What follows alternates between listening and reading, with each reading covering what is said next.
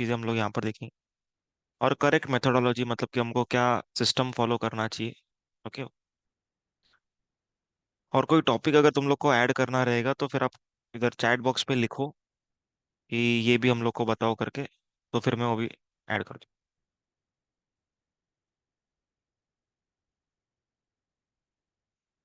अभी सबसे पहला यहाँ पर हम लोग कौन से चैप्टर का ग्रुपिंग हम लोग साथ साथ में कर सकते हैं। ओके, वो यहाँ पर मैं बता रहा हूँ।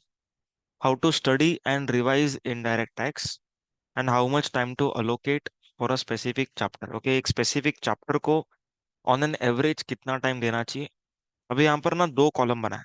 ओके, एक कॉलम, फर्स्ट कॉलम भी आर्स का है और सेकंड भी आर्स का है।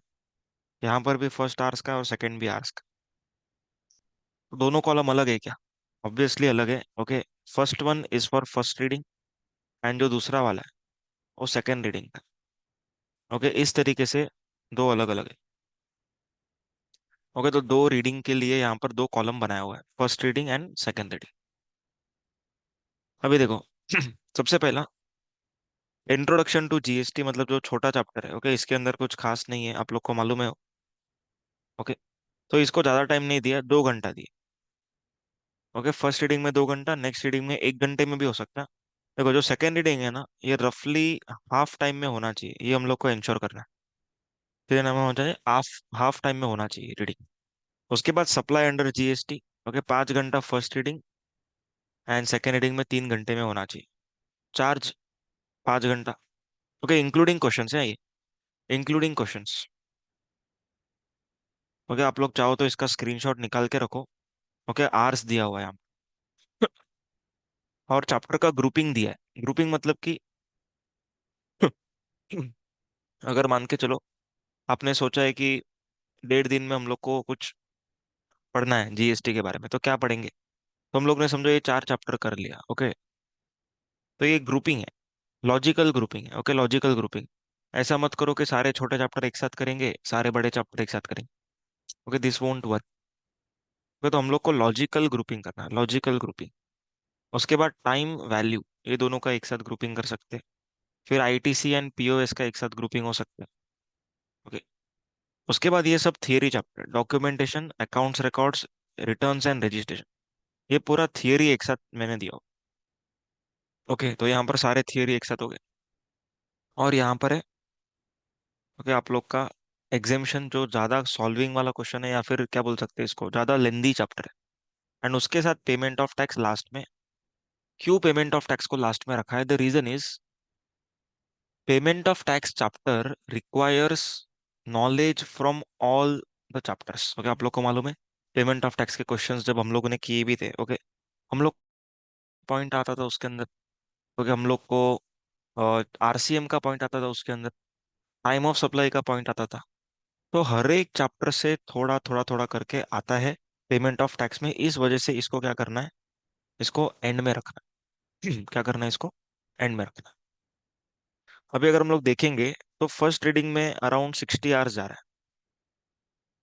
कितना टाइम जा रहा है? 60 आवर्स।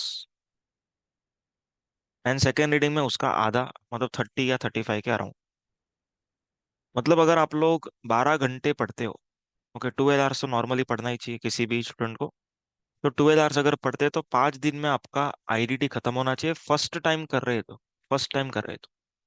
लेकिन सेकेंड टाइम अगर हम लोग कर रहे हैं तो it should be completed with in 2.5 days. Okay, 2.5 दिन में होना चाहिए, 2.5 दिन में खत्म होना चाहिए। और थर्ड टाइम कर रहे हैं तो और फिर आधा स्पीड हो सकता है अपना। ओके, 1.5 दिन में खत्म कर सकते हैं फिर तो। समझ में आ रहा है? अभी first reading and second reading, okay, इन दोनों में हम लोग को क्या स्पेशल करना है? Okay, first reading second reading में हम लोग को क्या अलग करना है? यहाँ पर मैंने एक ये बनाया हुआ डिफरेंशिएशन कि फर्स्ट रीडिंग में आप लोग को क्या ध्यान देना है और सेकेंड रीडिंग में ऑनवर्ड्स हम लोग को क्या ध्यान रखना है। फर्स्ट रीडिंग जो रहेगा ना हमेशा, okay, first reading should always be conceptual. Okay, conceptual मतलब कि हम लोग को ओके, हम लोग को एक एक कंसेप्ट के बारे में इन डेप्थ मालूम होना चाहिए कि ये कंसेप्ट क्यों आया, ये कंसेप्ट का हम लोग को क्या यूज है। ओके, गवर्नमेंट किस तरीके से सोच रहा होगा।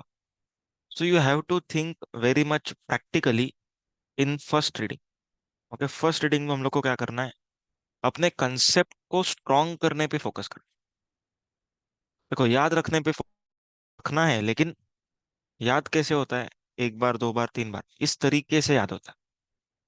तो फर्स्ट रीडिंग में ज्यादा फोकस, ओके समझो, 70% focus should be on conceptual understanding. Okay, conceptual के ऊपर बात करना है, एंड एकदम थरोली पढ़ना है। थरोली मतलब एक एक कंसेप्ट को एकदम डीप में जाके पढ़ना है। अभी कंपोजिशन स्कीम वाला इंटर स्टेट सप्लाई नहीं कर सकता, तो क्या मैं अनरजिस्टर्ड होके कर सकता हूँ क्या इंटर स्टेट सप्लाई? नहीं कर सकता, क्योंकि रजिस्ट्रेशन का चैप्टर में सेक्शन नंबर 24 में हम लोगों ने पढ़ा है inter state supply of taxable goods, उसको कंपलसरी नंबर लेना पड़ेगा। ओके, तो उस तरीके से हम लोग को दो चैप्टर को कनेक्ट करके पढ़ना है। ओके, और ये कनेक्ट आप लोग तब कर पाओगे जब आप लोगों ने क्या किया रहेगा, लेक्चर लिया रहेगा। और अगर लेक्चर नहीं लिया है तो फिर आप लोग को कनेक्ट जो करना है ना, इंटरलिंकिंग, वो आप लोग को सेकंड रीडिंग में करना है। ओके, तो फर्स्ट रीडिंग में कंसेप्चुअल के ऊपर फोकस करना है हम लोग को। उसके बाद फर्स्ट रीडिंग के साथ साथ आप लोग को क्या करना है, समरी नोट्स बनाना है खुद का, खुद के हाथ से, एकदम शॉर्ट में, एकदम शॉर्ट में। समझो, सर्विस के लिए विद इन 30 डेज बिल बनाना है। ओके, बिल बनाया तो IR which ever is early, नहीं बनाया तो SR which ever is early, बस उतना ही लिखो, IR SR, दैट्स इट। इसको बोलते हैं समरी नोट्स। तो ये समरी नोट्स आप लोग को फर्स्ट रीडिंग के साथ ही बनाना है, और हो सके उतना ये छोटा होना चाहिए। ठीक है, एकदम छोटा होना चाहिए। तो ये समरी नोट्स हम लोग को बनाना पड़ेगा। उसके बाद फर्स्ट रीडिंग में आप लोगों को सारे के सारे क्वेश्चंस करना है। Okay, you have to do all the questions जो तुम लोग को बुकलेट दिया हुआ है। ओके, दो बुक्स तुम लोग को दिया है, एक तो नॉर्मल था, ओके, एंड एक एडिशनल था। तो दोनों ही तुम लोग को करना है, all the questions you have to solve. Okay, कोई भी यहाँ पर जरा भी कॉम्प्रोमाइज नहीं करना। ओके, क्वेश्चन सॉल्विंग से क्या होता है, एक माइंड खुलता है। So that, okay, that broad mind thinking आपका होना चाहिए, क्योंकि ये CA एग्जाम्स है। ओके, एग्जाम में क्या पता पेपर इजी आए, हार्ड आए, you never know. So you have to prepare like worst case scenario. Okay, सबसे हार्ड पेपर आएगा ऐसा समझ के ही हम लोग को कर, you have to do all the questions. अभी क्वेश्चन करेंगे कैसे वो समझो, कैसे करना है क्वेश्चन को। आप लोग क्या करना है, क्वेश्चन पढ़ा, क्वेश्चन पढ़ने के बाद यू हैव टू थिंक कि क्या हम लोग को कौन सा सेक्शन अप्लाई करना है, वो आ रहा है कि नहीं। ओके, हम लोग क्या सोचना है, क्या हम लोगों को ये क्वेश्चन में जो सेक्शंस के बारे में जानकारी पूछ रहा है या फिर कुछ नॉलेज टेस्ट कर रहा है, क्या वो सेक्शन हम लोग सही से लगा पा रहे हैं कि नहीं। क्या पता चला ITC का क्वेश्चन है और रजिस्ट्रेशन का पॉइंट लिख दिया। तो हम लोग को सबसे पहला क्या होना चाहिए, क्वेश्चन पढ़ के क्या हम लोग को वो चीजें याद आ रही है कि नहीं, कि क्या प्रोविजन लगना चाहिए। ओके, तो प्रोविजन क्या लगना चाहिए ये समझ में आ रहा है। Done। उसके बाद सोचो कि सीक्वेंस क्या होना चाहिए, वो प्रोविजन का लॉजिकल सीक्वेंस क्या होना चाहिए। देखो, हम लोग एक एक एग्जांपल लेते हैं। मान के चलो, एक चैप्टर है जिसमें, ओके, टैक्सेबिलिटी निकालने बोल रहा है। क्या निकालने बोल रहा है, ओके, टैक्सेबिलिटी निकालने बोल।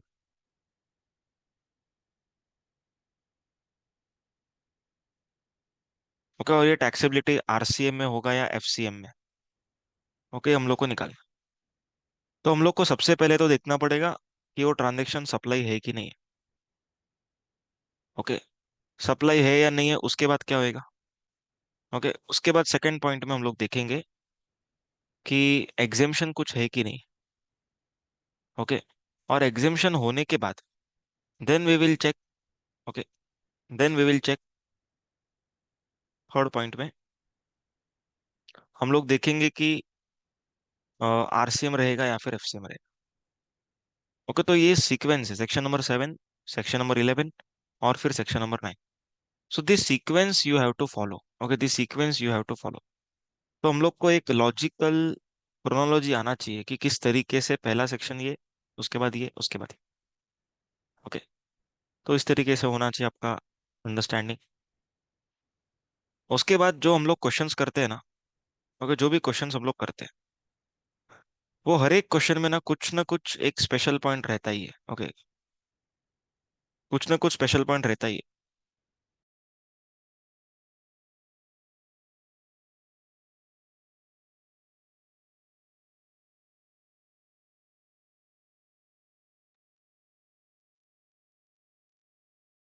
ओके, हम लोग के हर एक क्वेश्चंस में कुछ ना कुछ अलग रहता ही है, ओके। तो वो जो अलग है वो हम लोग को लिखना है। कितने लाइन में लिखना है? सिर्फ एक लाइन में लिखना है, ओके। मैं एक एग्जांपल देता हूँ यहाँ पर। हाँ, पर देखो, एक एग्जांपल मैं ओपन करता हूँ।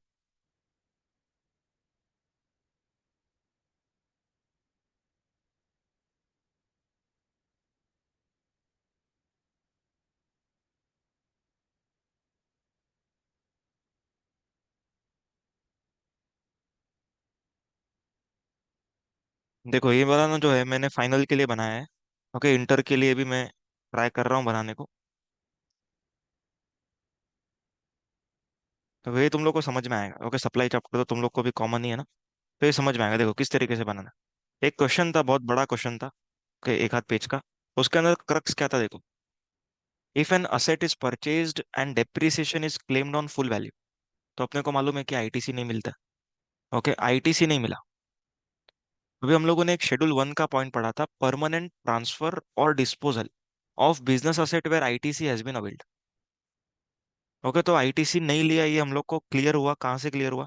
Depreciation is taken on full value, इधर से क्लियर हुआ। ओके, फिर अभी हम लोग इसको फ्री में बेच रहे हैं। तो आईटीसी लिया नहीं और फ्री में बेचा, तो it is not a supply. Okay, तो खाली ये लिख लिया। उसके बाद well settled brother is an independent party, supply made to it will not be covered in schedule 1। Okay, तो वेल सेटल्ड के बारे में हो गया। फिर in case of termination of contract, person receiving liquid damages shall be liable to pay GST. However, if government is supplier, then such services are exempt. तो हम लोग को देखो एक एक लाइन में लिखना है। तो कितने पेज में खत्म हुआ? एक पेज में खत्म हो गया ये सप्लाई जब। अभी charge of GST, the person who sponsors the competition is the recipient, क्योंकि उसके जेब से पैसा जा रहा है। तो उसके जेब से क्या हो रहा है? पैसा जा रहा है। बस इतना पॉइंट लिखा, ओके। उसके बाद डायरेक्टर का एक पॉइंट है। समझ में आ रहा है पॉइंट? तो इस तरीके से आप लोग को बनाना है, ओके। इस तरीके से बना। तो इसके अंदर क्या हो जाएगा? आपके सारे इंपॉर्टेंट जो क्वेश्चंस है, ओके। अभी अगली बार जब आप रीड करने बैठोगे ना, तब आप लोग को क्वेश्चंस को एक एक करके रीड भी नहीं करना पड़ेगा, ओके। आप लोग का इंपॉर्टेंट पॉइंट का समरी रेडी है, बस वो रीड करो और फिर सिर्फ इंपॉर्टेंट क्वेश्चंस करने हैं। क्या करने? Important questions. तो इंपॉर्टेंट क्वेश्चंस जो मार्क करे होगे आप लोग, वो करना है, okay. Mark last day revision questions.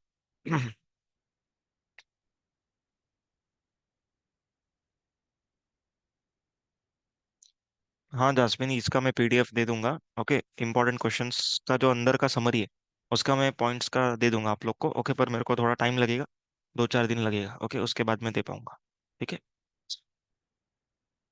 तो मैं आई विल प्रोवाइड इट। उसके बाद आपको क्या करना है, हर चैप्टर में बहुत सारे क्वेश्चंस होते हैं, ओके।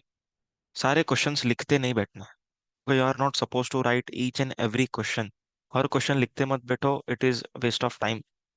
आप लोगों को क्या करना है, हर चैप्टर से कोई भी 3 क्वेश्चन उठा के लिखना है।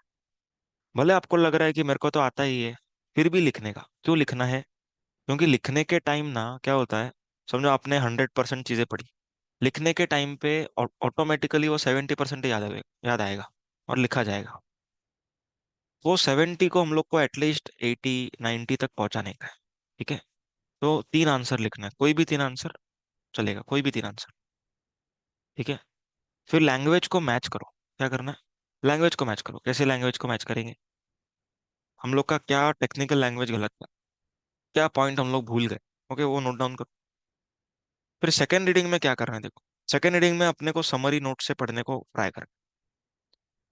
समझो आपने लिखा है सर्विस का टाइम ऑफ सप्लाई, 30 दिन में बिल बनाया तो I R which ever is earlier, नहीं बनाया तो S R which ever is earlier. तो इतना कम पढ़ के भी क्या आप लोगों को जम रहा है कि नहीं सॉल्व करने को आंसर्स? अगर जम रहा है तो you are good to go, okay. आप लोग को क्या करना पड़ेगा? समरी नोट्स लो, समरी नोट्स में से पढ़ो, क्वेश्चन आंसर्स करो। ओके, इस तरीके से करो। Try to recollect the main points. उसके बाद जो क्वेश्चन मार्क किए ना, आप उतने करो। ओके, टाइम भी सेव होएगा। और साथ ही साथ आप लोगों ने जो क्वेश्चंस शीट बनाया था ना, इंपॉर्टेंट इंपॉर्टेंट पॉइंट्स का शीट। ओके, वो इंपॉर्टेंट पॉइंट्स का शीट को रेफर करो। तो इससे क्या हो जाएगा, सारे क्वेश्चन के इंपॉर्टेंट एरियाज हो गए और इंपॉर्टेंट क्वेश्चंस भी हो गए। दोनों काम एक साथ हो गया। उसके बाद सेकेंड रीडिंग में आप लोग को सिर्फ एक ही आंसर लिखना है हर चैप्टर का, सबका सब लिखने का जरूरत नहीं है।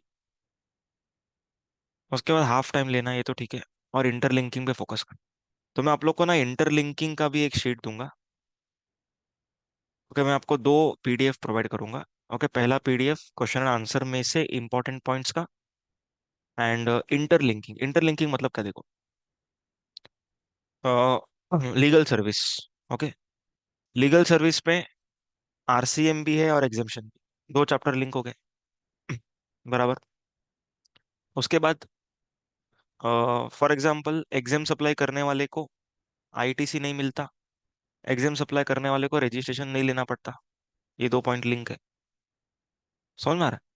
उसके बाद टैक्सेबल पर्सन को जीएसटी भरना पड़ता है, और टैक्सेबल पर्सन को रिवाइज टैक्स इनवॉइस बनाना पड़ता है from the date of becoming liable till the grant of registration.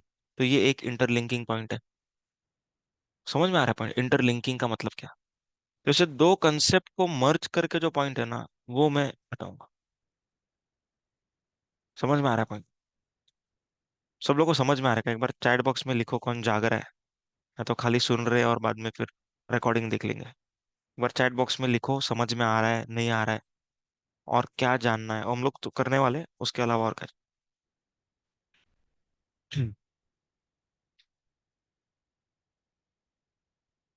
Okay okay, ठीक है। देखो, मॉड्यूल करना है कि नहीं, ये एक पूछा गया है। देखो, मॉड्यूल कैसा है ना, अननेसेसरीली लेंदी है वो। ओके, तो मॉड्यूल करने का जरूरत नहीं है। मॉड्यूल के क्वेश्चंस करने का जरूरत नहीं है, क्योंकि जो तुम लोग को सेकंड वाला वो दिया है ना, ओके, सेकंड जो वॉल्यूम बोलो या फिर सेकंड एडिशनल क्वेश्चंस, उसके अंदर सारे के सारे मॉड्यूल के क्वेश्चंस भी हैं। और जो रीसेंट एग्जाम गया है, ओके, September 25 गया, जैन का तो पेपर नहीं आया था जब भी, ओके, अपना सिलेबस हुआ, तो वो टाइम का तो नहीं है, लेकिन उसके अलावा बाकी सारा अवेलेबल है। तो जो बुक तुम लोग को दिया है उसके अंदर सब कुछ कवर्ड है। ओके, तो यहाँ से बाहर जाने का जरूरत नहीं। ओके, इसके बाहर जाओ ही मत कुछ भी। इतना करो सफिशिएंट है। ओके, इतना करो सफिशिएंट। एंड कुछ लोग को ऐसा लग रहा होगा कि टैक्स में मार्क्स मिला नहीं है इस बार लोगों को, हर एक को देख रहे हैं तो 45 के अंदर है, एक 50 के ऊपर है थोड़ा सा। मतलब एग्जामेशन ऐसा हर एक को एग्जामेशन नहीं। देखो कैसा होता है, आईसीआई क्या करता है, कुछ कुछ पेपर को टारगेट करता है। ओके, कुछ कुछ पेपर को टारगेट करता है। टारगेट दो तरीके से एक रहता है सेटअप, ओके, पेपर को कैसे सेट किया है। दूसरा चेकिंग। ओके, टैक्स का पेपर अगर आप लोग देखोगे ना, हम लोगों ने तो डिस्कस भी किया है। ओके, तो हम लोग को देखने का जरूरत नहीं। Jan 25 का पेपर हमने डिस्कस भी किया है।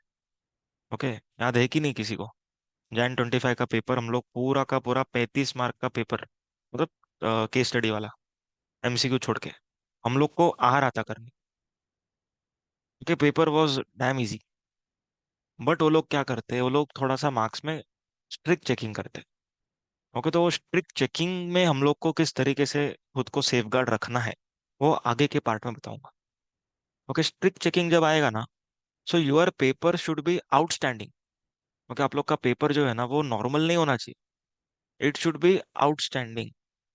पेपर नॉर्मल कब चलेगा? जब पेपर हार्ड है। जब पेपर इजी आया दिख रहा है ना तुम लोग को, तो ज्यादा टेंशन आना चाहिए।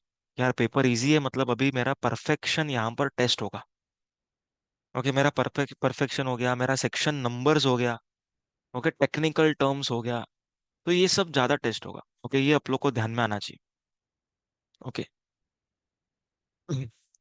तो वो हम लोग देखेंगे अभी कि किस तरीके से हम लोग हार्ड चेकिंग में भी सरवाइव कर सकते हैं, कैसे कर सकते हो।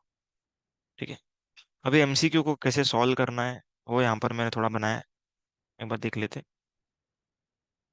No separate practice is required. Okay, कोई प्रैक्टिस का जरूरत नहीं है। ओके, क्योंकि एमसीक्यू बनता कैसे, कंसेप्ट से बनता है। तो कंसेप्ट अच्छे से करो। प्रैक्टिस नहीं करना इसका मतलब ये नहीं कि टच ही नहीं करना है। आपका सब कुछ अगर हो गया ना, then go through some MCQs. Okay, 10 15 MCQ, 20 25 MCQ. Okay, MCQ ऐसा नहीं होता कि आपको सब एमसीक्यू कर, आप लोग को खुद को टेस्ट करना है कि इस फॉर्मेट में अगर क्वेश्चन आता है तो are you able to select the appropriate one. Okay, बस उसका एक एक टच एंड फील आपको होना चाहिए बस। ऐसा नहीं कि आप 100 एमसीक्यू कर लोगे तो आप लोग को एग्जाम का एमसीक्यू भी आ जाएगा। ओके, ऐसा नहीं होता है। आप 100 एमसीक्यू करोगे तो भी एग्जाम का एमसीक्यू गलत हो सकता है। सो उतना आपको मैनेज करके चलना है। ओके, तो सब सेपरेट प्रैक्टिस का जरूरत नहीं है। उसके बाद लॉजिकल थिंकिंग चाहिए। ओके, लॉजिकल थिंकिंग डेवलप करो। हर एक प्रोविजन को 4 एंगल से सोचने को शुरू करो। ओके, सब एंगल से सोचने का हर एक प्रोविजन को, that is more important. Okay, that will be helping you to solve the MCQ. उसके बाद एमसीक्यू जो है ना, वो हर चैप्टर के बाद नहीं करने का। क्यों ऐसा? क्योंकि अगर आपको समझो सप्लाई के चैप्टर का एमसीक्यू सप्लाई कर लिया, उसके रिलेटेड एमसीक्यू किया, लेकिन उसमें समझो कि एक by one get one free का एक कुछ पॉइंट दिया है। भाई, by one get one free का जो पॉइंट है, it was in ITC chapter कि अगर आप फ्री में कुछ प्रोडक्ट दे रहे हो तो भी उसका आईटीसी मिलेगा। तो पूरा सिलेबस खत्म करो and then go for MCQ. अगर करना है तो पूरा सिलेबस खत्म करो, फिर एमसीक्यू को जाओ, क्योंकि इंटरलिंकिंग कंसेप्ट होता है एमसीक्यू में। Always remember, there would be interlinking concepts. ठीक है, तो उस तरीके से आप लोग को करना। उसके बाद 4 5 एमसीक्यू, 5 6 एमसीक्यू रोज का करो। ऐसा मत करो कि एक दिन में 50 एमसीक्यू बैठ के करेंगे, नहीं। आप लोग को आराम से सोचना है उस एमसीक्यू पे, उसके बाद करना है ना। तो आप लोग को 5 6 एमसीक्यू किया सफिशियंट है। और एक एमसीक्यू को समझो हार्डली 2 3 मिनट लगना चाहिए। तो 5 6 एमसीक्यू 15 20 मिनट में खाते खाते भी हो जाए। Okay, that is not an issue. उसके बाद ना एक इंपॉर्टेंट एरिया है। Okay, that is case scenario. Okay, case scenarios. Case scenario मतलब क्या? केस सिनेरियो मतलब बड़े बड़े क्वेश्चंस। ओके, एक पेज भर के क्वेश्चन है। अब वो क्वेश्चन का जो है ना आंसर एकदम इजी रहेगा। तो मैं आपको एक बता रहा हूँ, ट्रिक बताता हूँ, सुनो। कभी भी आप लोग को केस सिनेरियो आएगा ना, सबसे पहला काम क्या करना है, केस सिनेरियो बाद में पढ़ो, पहले क्वेश्चंस पढ़ लो। Okay, first read the questions. Okay, सबसे पहले क्या करना है, क्वेश्चन नहीं पढ़ना है। मतलब जो मेन केस है ना उसको नहीं पढ़ना है, वो केस से क्या पूछा जा रहा है ना उसको पहले पढ़ लो। उससे क्या होएगा, आपका टाइम बचेगा जब आप केस को पढ़ने जाओगे। भाई, आपका ध्यान क्लियर कट हो जाएगा कि अपने को ये 5 पॉइंट ही ढूंढने हैं इस क्वेश्चन में। तो स्टेप नंबर 1 क्या करने का, केस स्टडी बाद में पढ़ने का, पहले उस केस स्टडी पे जो क्वेश्चन पूछा गया है वो पढ़ने का। ओके, उससे क्या हो जाएगा, माइंड क्लियर हो जाएगा कि केस स्टडी पढ़ेंगे तो हम लोग को क्या स्ट्राइक होना चाहिए, किधर किधर हम लोग को हिट कर। तो उधर आपका टाइम से हो गया। अगर आप उल्टा करते तो क्या होता, आप हर एक पॉइंट को उतना इंपॉर्टेंस देते और बाद में खुदा पहाड़ निकली चुइया। ओके, ये हालत होता। एक एक पॉइंट को एकदम आराम आराम से पढ़ा, और बाद में पूछा कि which of them are exam. हम लोग सोचते हैं पहले बताए थे। तो हम लोग को पहले पढ़ना है, पहले क्वेश्चन पढ़ना है। समझ में आ रहा है क्या? पहले क्वेश्चन पढ़ो, उसके बाद केस पढ़ो। It will save time. Okay, इसका प्रैक्टिस करो। 2 3 क्वेश्चन करोगे ना इस तरीके से तो आइडिया आ जाएगा। ठीक है, तो केस सिनेरियो का बुकलेट भी आप लोग को दिया गया है। ओके, तो उसमें से कर सकते हैं।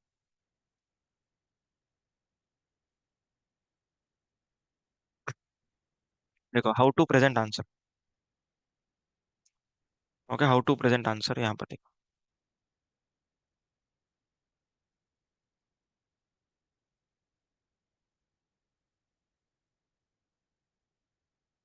ओके, तुम लोग के बुक के फर्स्ट पेज पे ना ये दिया हुआ है।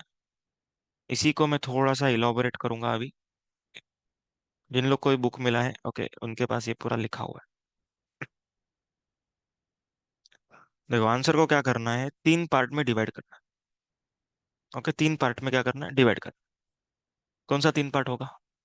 Legal provision, analysis and conclusion. कुछ कुछ क्वेश्चंस अगर छोटा छोटा क्वेश्चंस है तो एनालिसिस एंड कंक्लूजन दोनों को मर्ज कर दो। ओके, मिक्स इट, कोई प्रॉब्लम नहीं। ओके, तो 3 पैराग्राफ बनाओ। Legal provision, analysis and conclusion. जिधर जिधर क्वेश्चन एकदम छोटा सा है, ओके, तो एनालिसिस एंड कंक्लूजन एक साथ करो। अब लीगल प्रोविजन जो होगा ना, लीगल प्रोविजन, ओके, इसके अंदर, इसके अंदर ये 3 तरीके से you can start your answer. Okay, इस तरीके से आप लोग क्या कर सकते हो, आपका आंसर का शुरू कर सकते हो। कैसे? With reference to provisions content in section number this of this act. Okay, आधे स्टूडेंट क्या करते हैं ना, ये एक्ट को खा जाते हैं। As per section 9, this. अरे सेक्शन 9 कौन सा एक्ट का? आईजीएसटी एक्ट में भी सेक्शन 9 है, इनकम टैक्स एक्ट में भी सेक्शन 9 है, सीजीएसटी एक्ट में भी सेक्शन 9 है, एसजीएसटी एक्ट में भी सेक्शन 9 है। तो हम लोग एक्ट का जो नंबर है ना, वो सॉरी, एक्ट का जो नाम है ना, उसके ऊपर फोकस ही नहीं करते। तो गवर्नमेंट क्या यहाँ पर हम लोग को जो बता रही है, ओके, जो एक्ट है, स्पेसिफिक एक्ट, वो एक्ट के बारे में हम लोग को लिखना है पेपर में। समझ में आएगा पॉइंट? तो जो भी गवर्नमेंट ने एक्ट बोला हुआ है, जैसे आईजीएसटी एक्ट बोला है, तो आईजीएसटी एक्ट के बारे में लिखो। वो तो वॉट एवर एक्ट यहाँ पर आप लोग को एप्लीकेबल है, वो लिखने का, एक्ट का नाम लिखने का। पूरा पूरा नाम मत लिखो, इंटीग्रेटेड गुड्स एंड सर्विसेज, वो सब नहीं। Okay, IGST is sufficient. Okay, in the light of provisions stated in section number this, in pursuance to section of this. Okay, तो इस ये तीनों का कॉम्बिनेशन में शुरू करने का। क्वेश्चन नंबर 1 अगर ऐसा किया तो 2 ऐसा करो, 3 ऐसा करो। ओके, 1, 3, 2, 4, 5, 6, मतलब ऐसा अलग अलग इसको थोड़ा सा सफल करते रहने। ओके,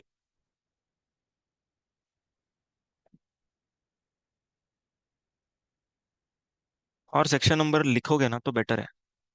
क्यों बेटर है सेक्शन नंबर लिखना? देखो, अभी जो Jan 25 का चेकिंग हुआ ना, ओके, Jan 25 का चेकिंग हुआ, ये चेकिंग में देखो पेपर सबका अच्छा गया रहेगा। ओके, Jan 25 का पेपर है ना, आईडीटी का, सब लोगों ने मेरे को रिव्यू दिया कि आया, करने को तो आया हम लोग को। ओके, सॉल्व तो कर पाए, मतलब आ रहा था थोड़ा बहुत।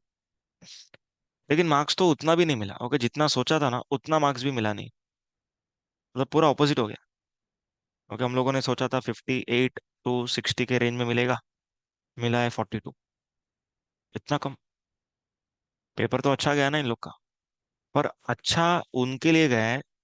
ओके, एग्जामिनर को क्या चाहिए था वो हम लोग को जानना है। Examiner wants section number. अगर लिख पा रहे हो तो वेल एंड गुड। देखो, नहीं लिख पा रहे हो तो मार्क्स ऐसा ज्यादा कट कुट नहीं होएगा, वो बात नहीं है। बट एक इम्प्रेशन जो रहता है ना, वो एक आ जाता है। समझो आपने 2-3 क्वेश्चन में अच्छा अच्छा प्रॉपरली सेक्शन नंबर लिखा, मतलब it shows your level of preparation, okay, your seriousness and the grip which are you are having on this subject, वो आप लोग को वहां पर दिखता है। ओके, तो सेक्शन नंबर लिखो। वे कुछ फैकल्टी बोलेंगे सेक्शन नंबर कोई जरूरत नहीं है, ठीक है, मार्क्स मिलता है बिना सेक्शन के भी, लेकिन सेक्शन नंबर लिखो। Okay, that will prevent you from the checking which happened in Jan 25। Okay, Jan 25 में जिसको एग्जामेशन मिला है ना, आप उनको पूछो क्या सेक्शन नंबर लिखा था या नहीं लिखा था। 100% गारंटी के साथ बोलेंगे हाँ, सब सेक्शन नंबर लिखा था। ओके, सब सेक्शन बोल लिखने नहीं बोल रहा हूँ। ओके, सेक्शन नंबर लिखो, सफिशिएंट। 17-5 बस। ABCD वो जरूरत नहीं। Section number 12 of IGS tag POS, ना बस हो गया। तो इस तरीके से आप लोग को क्या करना है, खुद को प्रिपेयर करना है। सेक्शन नंबर एक सबसे पहला इंपॉर्टेंट पॉइंट है। उसके बाद जो है ना, वो है टेक्निकल टर्म्स। ओके, स्टूडेंट क्या करता है, टेक्निकल टर्म्स को मिस आउट कर जाता है। अभी टेक्निकल टर्म्स क्या होता है मैं यहाँ पर लिख के बता रहा हूँ, इसका स्क्रीनशॉट तुम लोग ले लेना बाद में।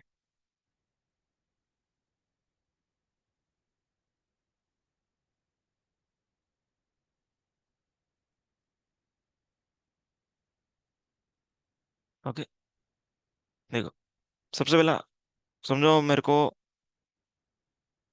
ओके, मन में आ रहा है सेल किया है, पर सेल के जगह पे क्या वर्ड यूज करना है मेरे को, सप्लाई। उसके बाद मेरे को सेलर वर्ड दिमाग में आ रहा है। ओके, और businessman. Okay, businessman is liable to pay GST. अभी बिजनेसमैन, अपने अपने लिए बिजनेसमैन का कोई वो है ही नहीं। There is no term in GST which is called as businessman. तो हम लोग को क्या करना है, हम लोग को टेक्निकल टर्म लिखना है। ओके, क्या रहेगा बोलो जरा चैट बॉक्स में, what can be the technical term of seller और बिजनेसमैन? देखो तो कितना मालूम है। हाँ, क्या बात। ओके, सप्लायर और टैक्सेबल पर्सन। ओके, ये भी इंपॉर्टेंट है ना, तो ये वर्ड लिख सकते हो। उसके बाद बायर, तो मेरे को लिखना है रिसिपिएंट। ओके, उसके बाद समझो मेरे को ई वे बिल के लिए, ओके, एक लिमिट पूछा गया है। ओके, तो 50,000 का जो लिमिट है वो हम लोग कंपैरिजन किससे करते हैं? इनवॉइस वैल्यू, टैक्सेबल वैल्यू, किससे करते हैं? ओके, एक एक प्रॉपर अलग पर्सन, अलग अलग चीज है वो। ओके, अलग टर्म है वो। ना ही इनवॉइस वैल्यू है, ना ही टैक्सेबल वैल्यू है। ओके, दोनों ही नहीं है। इनवॉइस वैल्यू भी नहीं है, टैक्सेबल वैल्यू भी नहीं है। Okay, it is consignment value. Okay, इसको हम लोग बोलते हैं टेक्निकल टर्म। समझ में आ गया? अभी ईवे बिल का क्वेश्चन आया और आपके आपके आंसर में कंसाइनमेंट वैल्यू वर्ड है ही नहीं, तो इसको बोलते हैं टेक्निकल लैंग्वेज मिसिंग है। ओके, तो टेक्निकल लैंग्वेज होना जरूरी है। Okay, there should be technical language. Okay, अगर मान के चलो आप लोग को टीडीएस का पॉइंट आया है। ओके, 2.5 लाख का आपके पास अमाउंट बोल रहे हैं लोग, 2.5 लाख के ऊपर नीचे। तो 2.5 लाख को हम लोग किस किस नाम से बुलाते हैं? ओके, 2.5 लाख का जो अमाउंट था, ओके, यहाँ पर टर्म क्या था? Invoice value, taxable value, exempt supply को हटा के value. Okay, it was contract value. Getting the point? Contract value. Okay, और कॉन्ट्रैक्ट वैल्यू लिखा है ना, तो ब्रैकेट में लिख ही डालने का एक्सक्लूडिंग जीएसटी। ओके, बात खत्म। Contract value excluding GST. समझ में आ रहा है पॉइंट? तो ये हो गया टेक्निकल टर्म। उसके बाद जो जीएसटी रिटर्न्स था, ओके, उसमें कंसोलिडेटेड डिटेल के लिए हम लोग देखते थे। ओके, वहां पर हम लोग क्या देखते थे? Consignment value, contract value, taxable value, invoice value. वहां पर था इनवॉइस वैल्यू।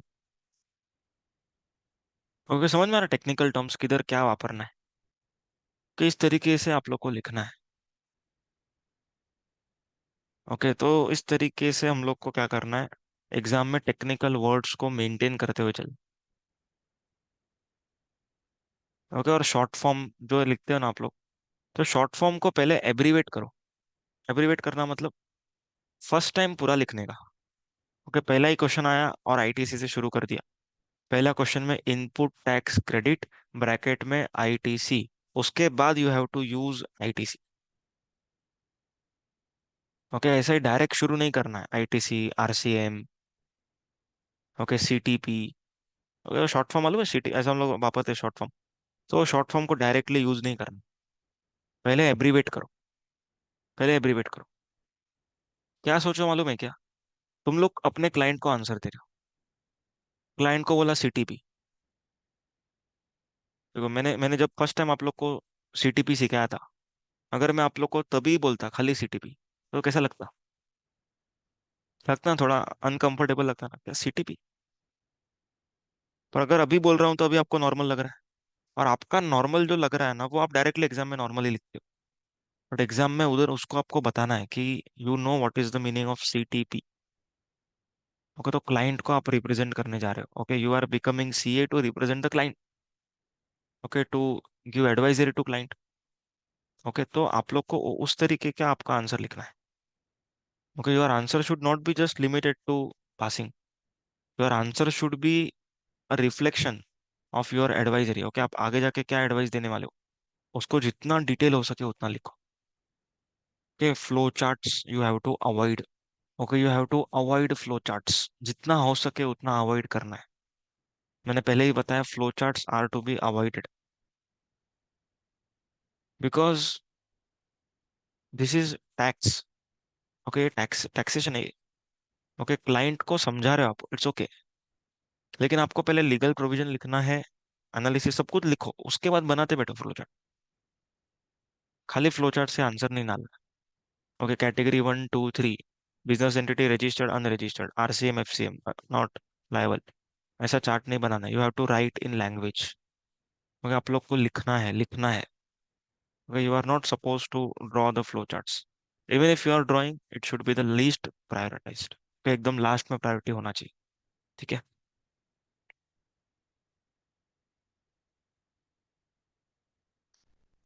तो इस तरीके से आप लोग को लिखना है आंसर। ओके, आंसर का लेंथ कितना होना चाहिए? 4 मार्क को अगर क्वेश्चन आता है तो एटलीस्ट हाफ पेज अगर भरा है तो सफिशियंट है। 8 मार्क का क्वेश्चन है। ओके, आप लोग को at least 1 page to 1.5 page depending on the question, अगर समझो आप लोग का सॉल्विंग वाला क्वेश्चन है तो ऑटोमेटिकली बढ़ ही जाता है। ओके, एक क्वेश्चन आया है, to what degree to the provision need to match to actual book provision. 50%। फिर 50% मैच हो गया sufficient, but answer should match 100% ना। ओके, स्टेप वाइज मार्किंग रहता है, लेकिन फाइनल आंसर 100% मैच हो तो ही आपको पूरा मार्क्स मिलेगा। लैंग्वेज 50% अगर सिमिलर है तो sufficient. 50 to 60% it is sufficient. Okay, समझ में आया। उसका एक फॉर्मेट डिस्कस किया था। ओके, आंसर लिखने का फॉर्मेट के जो बड़े बड़े क्वेश्चंस होते हैं ना, पेमेंट ऑफ टैक्स वगैरह के। अगर तुम लोग के बैच में ही किया था तो मैं यहाँ पर ही ओपन कर लेता हूँ।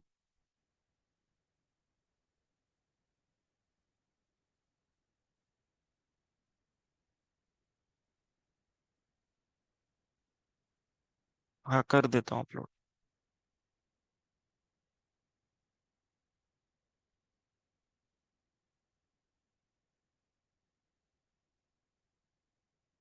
देखो फॉर्मेट हम लोग यहाँ पर देख सकते हैं, computation of net tax liability करके बताया था। यहाँ पर वर्किंग वर्किंग नोट नीचे बनाना है, यहाँ पर मेन आंसर लिखना है। ओके, उसके बाद working note number 1 2 3 output tax liability के लिए वर्किंग नोट। ओके, यहाँ पर पूरा खिचड़ी नहीं बनाना है। ओके, इसके नीचे ही लिखते गए। Okay, supply of this supply of this. Okay, नहीं इधर इधर कुछ भी नहीं करना है। ओके, इधर कचरा नहीं करना है।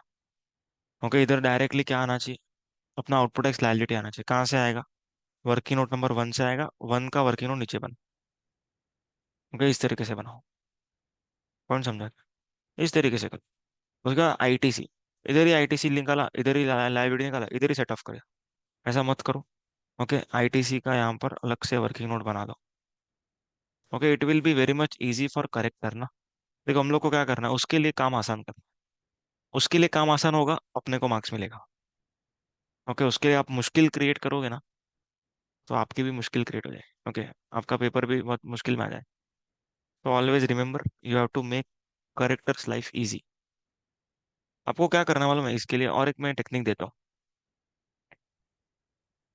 कभी एक काम करो, आपका कोई फ्रेंड रहेगा ना जिसका हैंड राइटिंग इतना अच्छा नहीं है, okay okay okay hand writing, उसका पेपर लो, कोशिश करो चेक करने का। ओके, और 1 2 दिन के पेपर लो, 2 3 पेपर ऐसे चेक करो कोशिश करने के। आपको ना इरिटेशन होना शुरू हो जाएगा। ओके, पेपर चेकिंग करना is not a easy job.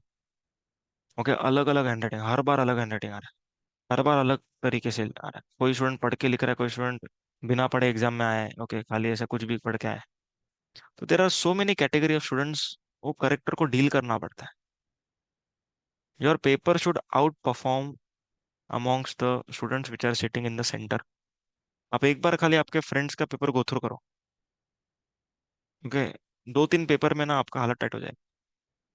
तो बस यही सोचो कि करेक्टर को ये 3 के जगह पे 30 पेपर हो, तो उसका हालत कैसा होता रहेगा। तो you have to make sure कि उसका लाइफ आप क्या करो, थोड़ा इजी करो, ताकि वो आपका लाइफ थोड़ा इजी करे। ठीक है, तो ये हो गया। उसके बाद नोट्स लिखना है।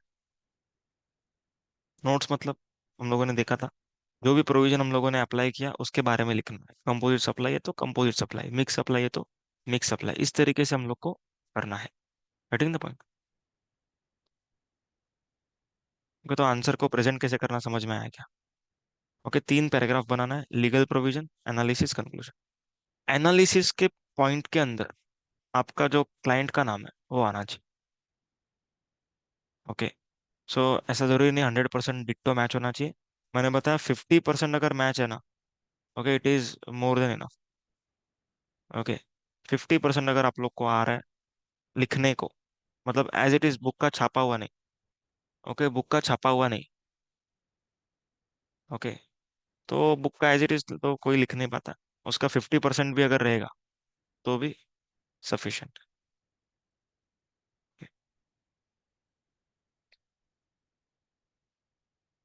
कभी आप लोग को क्या क्या क्वेश्चंस पेंडिंग रह गया वो मेरे को बताओ।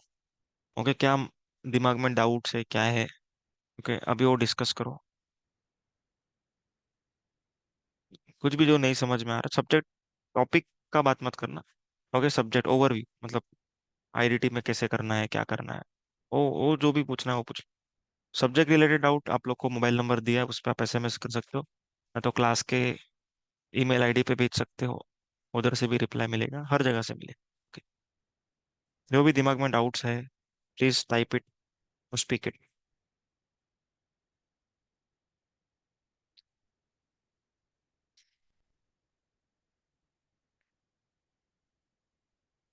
ओके, हाँ करता हूँ, मैं शेयर करता हूँ।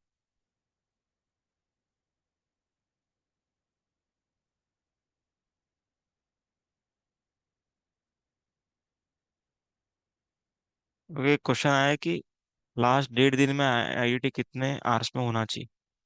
देखो उसमें कैसा है, समझो आपका 1.5 दिन है। ओके, 1.5 डेज, मतलब आपका पूरा, समझो 15 घंटे तो पड़ेंगे लास्ट दिन पे। ओके, तो 23 घंटे है आपके पास। ओके, इसके अंदर आप लोग को डीटी को मेजर टाइम लग ही जाएगा। ओके, क्योंकि उसमें बहुत सारे कंसेप्ट है, बहुत सारा कुछ है। ओके, अभी डीटी जो है ना, वो फ्रेश माइंड से करेंगे ना तो ज़्यादा अपने को याद रहता है। ओके, तो क्या करने का, एग्जाम के दिन पे जब आप आओगे ना, उस दिन आईडीटी करने का। ओके, क्योंकि आईडीटी कैसा है ना, थोड़ा थका हुआ जो पन रहेगा ना, उसके अंदर भी आईडीटी मैनेज हो जाएगा। ओके, तो आईडीटी को पहले लो। ओके, आईडीटी को अच्छे से थोड़ा सा, मतलब समझो एग्जाम के आए आप 5 बजे, 5 नहीं 6 बजे आप आ गए, 6:30 तक पढ़ने बैठ गए, तो 6:30 से 12 तक। ओके, आप लोग को क्या करना है, इसमें से एटलीस्ट 2 सेट खत्म कर डाले। ओके, आपको 2 सेट खत्म करना है। अभी समझो ये इंट्रोडक्शन सप्लाई चार्ज कम है, ये बड़ा सेट है, तो ये पूरा पूरा कर लो। ओके, उसके बाद जो याद नहीं रखने वाला है, ओके, ये वाला चाहिए तो अकाउंट्स रिकॉर्ड छोटा चैप्टर कर लो। तो इस तरीके से करो। तो पहले एग्जाम के शाम में आईडीटी, अगले दिन फिर डीटी, फिर वापस से शाम से, मतलब रात से फिर आईडीटी। ओके, इस तरीके से करो। अच्छा, पहले डीटी का पेपर चालू करना चाहिए, पहले आईडीटी चालू करना चाहिए, पहले एमसीक्यू करना चाहिए, पहले थियरी, ये क्वेश्चन। ऑलवेज रिमेंबर, हमेशा पहले एमसीक्यू करने का। क्योंकि हमेशा क्या करना है, पहले एमसीक्यू करना है। रीजन इज, जब हम लोग पेपर लिखने को जस्ट आए हैं, ओके, सेंटर में बैठे हैं, तो हम लोग का माइंड ना काम है, थोड़ा सा एकदम शांत माइंड है। और एमसीक्यू हमेशा शांत माइंड में ही राइट होता है। जब आप डिस्क्रिप्टिव लिखोगे ना, तो क्या होएगा, आप फास्ट लिखने लगे, fast fast fast fast. Now your mind is working fast than your hand. क्योंकि जितना आप लिख रहे हो ना, उससे माइंड आपका ज्यादा फास्ट काम करे। तो फास्ट माइंड से you can not think for an MCQ. Okay, और पहले हमेशा आईडीटी पेपर लिखो। ओके, आईडीटी पेपर पहले लिखना है, क्योंकि कॉन्फिडेंस बूस्ट होएगा उससे। ओके, देखो अभी पेपर अलग भी आ सकता है, ऐसा नहीं कि आईडीटी एकदम इजी ही आएगा हर बार, ऐसा नहीं होता है। कभी कभी आईडीटी एकदम गूगली भी आ गया, तो आप लोग को एक अंदाजा आना चाहिए कि कौन सा पेपर क्या है। एक एक ओवरव्यू देख के, मतलब 5 मिनट में ऐसा मालूम पड़ना चाहिए कौन सा सेट डिफिकल्ट है, डीटी डिफिकल्ट है कि आईटी। एक 5 मिनट में आइडिया आना चाहिए। वो आइडिया कब आएगा, जब अपन टेस्ट लिखेंगे। तो you have to write test. Okay, उसके लिए तो पहले आईडीटी लिखना मेरे हिसाब से प्रेफरेबल है, क्योंकि कॉन्फिडेंस बूस्ट होएगा, उसके बाद डीटी में वो कॉन्फिडेंस कम आए। लेकिन डीटी में अगर समझो कॉन्फिडेंस लो हो गया बाय चांस, क्योंकि बड़े बड़े क्वेश्चन रहते हैं, अमेंडमेंट्स बहुत रहते हैं, फिर वो लो कॉन्फिडेंस के साथ आईडीटी भी अच्छा आता रहेगा तो भी नीचे जाएगा। ओके, सो मेक श्योर कि आईडीटी पहले करना है, एमसीक्यू पहले करना है। हाँ, सेक्शन नंबर 17 5 के जगह पे 17 लिखा तो भी चलेगा, चलेगा।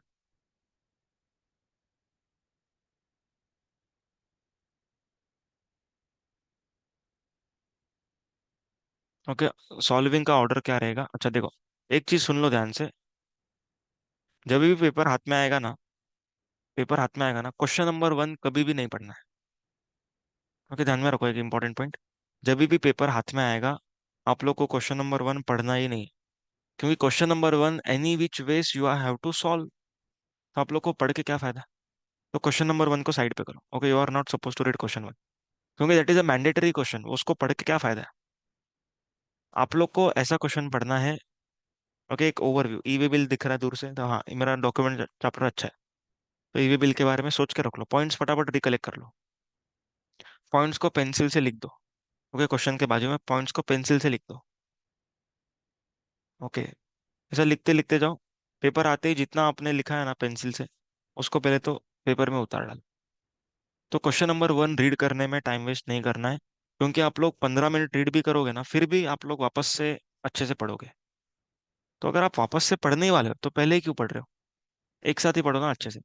तो क्वेश्चन नंबर 1 को छोड़ दो, बाकी फिर आप कोई भी सीक्वेंस में कर सकते हो। ओके, ऐसा कुछ सीक्वेंस नहीं है कि पहले यही करना चाहिए। Okay, you can do any question. हाँ, और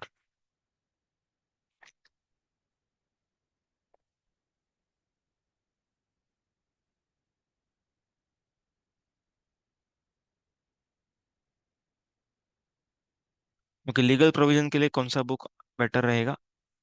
देखो, चार्ट बुक में भी लीगल प्रोविजन दिया है और उसमें भी दिया, दोनों में सेक्शन नंबर भी दिया है।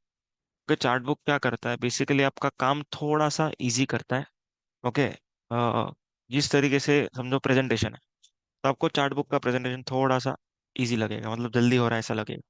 हालांकि दोनों ऐसा बनाया सिमिलर ही है, लेकिन लीगल प्रोविजन जो है ना, वो आपको फर्स्ट टाइम पढ़ना है तो main book, second time onwards you have to shift to chart book. क्योंकि एग्जाम में 1.5 दिन में करना है डीटी आईडीटी, तो आपके पास वो 400 पेज का बुक पढ़ने का टाइम नहीं है। तो सेकंड रीडिंग के लिए समरी नोट्स या तो फिर इस तरीके से, ओके, या तो चार्ट। आईआईटी का पेपर कितने आवर्स में कंप्लीट होना चाहिए? क्योंकि आईआईटी का पेपर 1.5 घंटे का टाइम है अलोकेटेड। ओके, लेकिन हो सके तो 1 आवर 15 मिनट्स और 1 आवर 10 मिनट्स में खत्म करो, हो सके। क्योंकि डीटी में क्या टाइम लगने वाला है। तो first you solve IDT, that's why I told, पहले आईडीटी सॉल्व करो। ओके, हाँ, चार्ट बुक अगर कंफर्टेबल लग रहा है फर्स्ट रीडिंग से तो कर सकते हैं। ओके, फर्स्ट रीडिंग से चार्ट बुक अगर कंफर्टेबल लग रहा है कुछ लोगों को तो कर सकते हैं। ओके,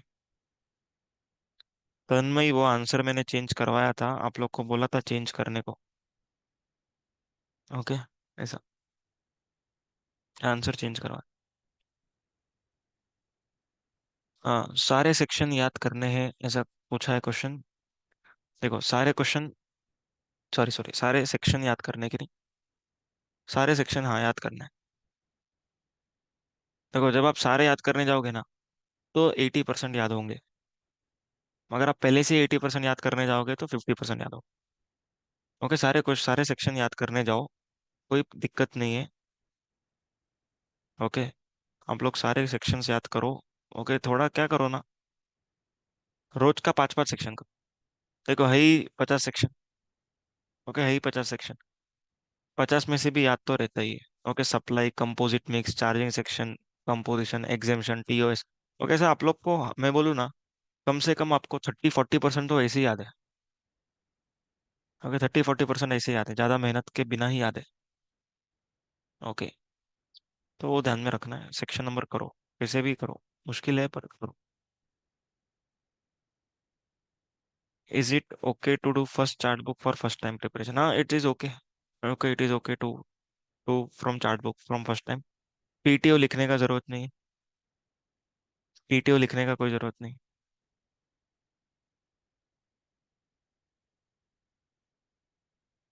हाँ, लास्ट में।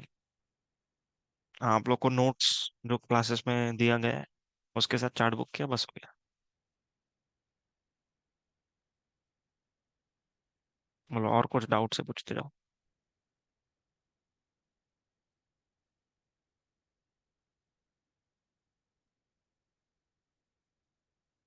हाँ, सेक्शन नंबर का लिस्ट प्रोवाइड कर देता हूँ, हाँ हाँ, आई विल प्रोवाइड।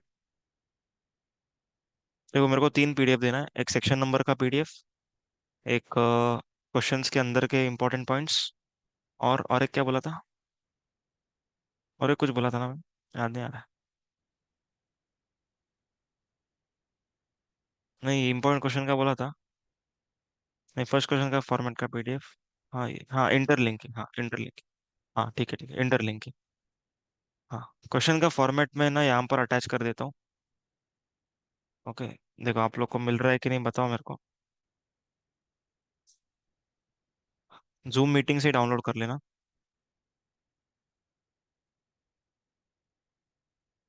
होता है कि इधर एक्सेल शीट अटैच? मेरे को तो लग रहा था होता है।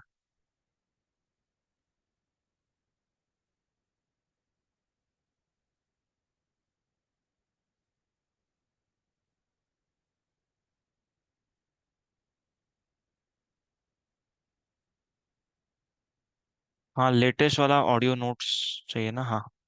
और री रिकॉर्ड मेरे को करना पड़ेगा। Okay, I will start recording. मैं देता हूँ रिवाइज वाला ऑडियो नोट्स में। देखो, पेमेंट ऑफ टैक्स का मैंने अटैच किया है इधर। ओके, आप लोग डाउनलोड करो सब लोग फटाफट से। ओके, अपने पास रखो वो।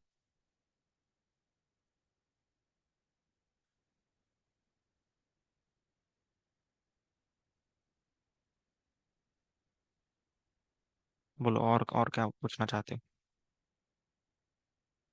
तो कैसा, जूम मीटिंग एकदम रेगुलर नहीं आएगा। जो भी पूछना है करना है अभी पूछो बिंदास। पर्सनली पूछ सकते हो, उसका कोई इशू नहीं है। थोड़ा भी दिमाग में तो पूछ लो।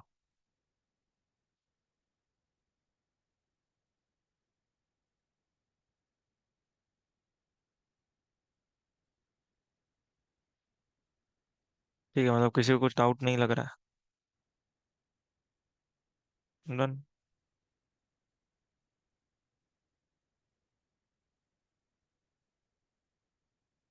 जीवा सर है लाइन पे? Hello hello.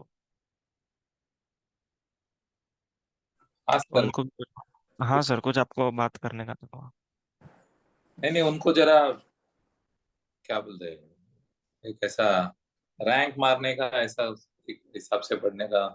अच्छा। हाँ, बताया उन लोग को अभी। हाँ, ऐसा जस्ट पास का क्वेश्चन। हाँ, नहीं, वही वही। बहुत लोग पढ़ाई कर रहे हैं। हाँ हाँ। तो वैसा उनको एक मोटिवेशन लेना चाहिए कि भाई रैंक भी पॉसिबल है और हमको रैंक। रैंक पॉसिबल है। रैंक हाँ पॉसिबल है, आपको उतना मेहनत करना पड़ेगा। ओके। हाँ। अभी तुम लोग बोलोगे सेक्शन नंबर नहीं लिखा तो चलेगा क्या? This is not the actually approach of ranker. Ranker और वांट्स कि मेरे को सब आना चाहिए। हाँ, और एक जुनून होना चाहिए, रैंक होना चाहिए, और हाँ। उसके मेहनत करने को रेडी होना चाहिए। ऐसा 4-5 घंटे कुछ लोग पढ़ रहे हैं। नहीं, 4-5 घंटे पढ़ के कुछ नहीं होएगा। You have to study at least 12 to 14 hours. And सब लोग करते हैं ना, मतलब ये सीए का जर्नी में हार्ड वर्क इज कॉमन ना, तो हाँ, कॉमन। कुछ लोग को देखो, ऐसा। आप लोग जो 12 घंटा पढ़ते हो ना, 12 घंटा तो सारे स्टूडेंट्स पढ़ रहे हैं। मतलब आप लोग नहीं, बाहर के लोग जो कंपटीशन में है ना, 12 घंटे सारे लोग पढ़ रहे हैं। ओके, जो लोग एक्स्ट्रा पढ़ेंगे ना वो लोग क्लियर होंगे। ओके, तो you have to do something extra which your friend is not doing, और other competitor is not doing. Okay, section number पढ़ना ये भी कुछ एक्स्ट्रा बात है। ओके, आप लोग को एक्स्ट्रा पढ़ना, रिवीजन करना, क्यूमुलेटिव रिवीजन करना, ये सारा चीज मैंने बताया आप लोग को। ओके, तो उसको फॉलो करना है। हाँ, वो जरा वो हिम्मत होना चाहिए, बिकॉज ये लोग ऐसे क्या बोलते हैं, कुछ लोग डरे हुए हैं और कुछ लोग लेजी है, उनको लग रहा है कि पास हो जाएगा, ऐसा कोई बड़ा बात नहीं है। हम्म। पास हो जाएंगे, बड़ा बात नहीं है, छोटा बात नहीं है, बट इतना छोटा सोचने का जरूरत नहीं है ना, इसमें। हाँ, you have to think for rank. हाँ, तो वो जरा ओके, एक रैंक के बारे में सोचो। दैट किलिंग इंस्टिंक्ट एक लेके आना था, इसलिए मैंने बोला हम्म। आप भी जरा बोलेंगे कि भाई ये ऐसा पढ़ना कॉमन है। हाँ, इस तरह का 10-12 घंटा पढ़ना, 14 आवर्स पढ़ना इज नॉर्मल है ऐसा। नॉर्मल नॉर्मल है वो। हाँ, वो पढ़ना ही पड़ेगा। तो वो थोड़ा उनको एक वो स्पिरिट लेके आना है। हाँ। ओके, दैट्स रैंकर कुछ ऑप्शन में नहीं छोड़ता। ऑप्शन में छोड़ने का सोचना भी नहीं है कुछ भी चीज। ओके, ऑप्शन में कोई टॉपिक नहीं छोड़ना है, कोई भी सब्जेक्ट का। Okay, ranker never leaves anything in option. Okay.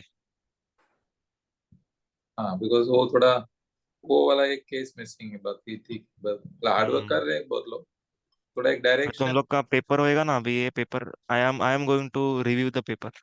Okay, मैं चेक करूंगा कैसे लिख रहे हो तुम लोग। एंड पर्सनली मेरे को तो नाम के साथ मालूम है ना तुम लोग का। ओके, तो पर्सनली मैं चेक करूंगा पेपर, तुम लोग का गो थ्रू करूंगा। So try to write the best. Okay, मैं देखने वाला हूँ, उस तरीके से आप लोग को लिखना है। हाँ, तो वही जरा वो मोटिवेशन के लिए मैंने बोला एक बार आप भी बात हम्म। कर लीजिए, और उनको ऐसा यस यस। एक कॉन्फिडेंस आना चाहिए कि नहीं ये पॉसिबल है, मेरे को रैंक भी आएगा, और मैं हाँ, करूँगा तो जरूर आएगा। आएगा आएगा, रैंक आएगा। डेडिकेटेडली पढ़ोगे, रैंक आएगा। हम्म, बस बस। Yes yes. और कुछ भी हेल्प चाहिए तो बिना झिझक। हाँ हाँ, बेझिझक होके आप लोग पूछो, कोई भी हेल्प चाहिए रहेगा, we are always there. Okay. हाँ हम लोग बस। मैसेज करो, मेल करो, कॉल करो, it's okay, we are there. बस बस। Okay. Okay. Yes yes. Okay, so I am ending the meeting. Thank you so much everyone, bye bye, take care, all all the the best. Best. God bless you. Thank you thank for. You sir. Thank you bye sir. Sir, thank you sir. Bye bye bye bye, thank you thank you.